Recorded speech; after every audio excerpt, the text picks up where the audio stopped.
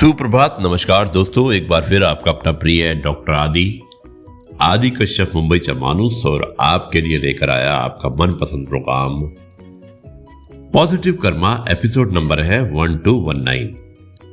दोस्तों, आज ये प्रोग्राम मैं कर्नाटका में एक जगह है जिसका नाम है चित्रदुर्गा, वहां से प्रस्तुत कर रहा हूं और बहुत ही रोचक कहानी है। रविवार का दिन है, ज्यादा समय नहीं लूंगा क्योंकि आप भी व्यस्त होंगे अपने परिवार के साथ में। कहानी का शीर्षक है लालची किसान। शुरुआत करता हूं इस कहानी की कुछ इस प्रकार, और इसको भेजने वाली है एक बहुत ही छोटी सी बालिका है, अनीशा शर्मा, कक्षा 6 में है और सेठ सूरजमल जलान यानी कि ये राजस्थान में एक स्कूल है, सेठ सूरजमल जलान बालिका विद्यालय, वहाँ पर पढ़ती है अनीशा। बहुत बहुत धन्यवाद इस कहानी को भेजने के लिए। और शुरुआत करता हूँ इस कहानी की कुछ इस प्रकार। लालची किसान। एक छोटे से गांव में एक किसान रहता था और उसका नाम था रमेश। वो रोज अपने खेत में जाकर खेती करता और एक दिन जब अपने खेत में गया तो उसने देखा कि एक मटका पानी में था। तब वो मटके को ध्यान से देखने लगा। उसने सोचा कि इसे निकालकर मैं अपने घर पर ले चलता हूं। जब वो अपने घर उस मटके को ले गया तो बहुत सोचने लगा कि मैं इसमें क्या रखूं, यानी कि मटके के अंदर क्या रखूं। और कुछ देर सोचने के बाद उसने सोचा कि मैं इसमें अपने पैसे रखूंगा। अब दोस्तों, अगले दिन वो जब मटके में पैसे रखने लगा तो कुछ देर बाद वो दुगने हो गए। उसने सोचा कि ये मेरी आंखों का वहम है।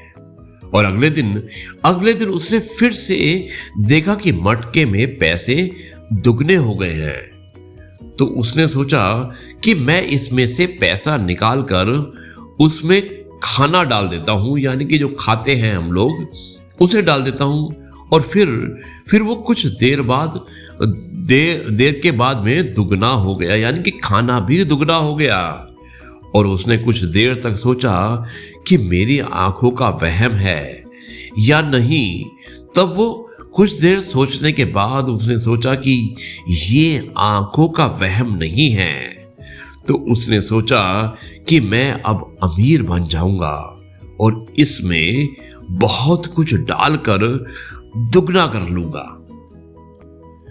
वो कुछ दिनों के बाद बहुत लालची बन गया और अब उसमें बहुत कुछ डालकर दुगना कर लेता था, यानी कि वो जो भी कुछ डालता था उसका दुगना डबल हो जाता था। और दोस्तों, एक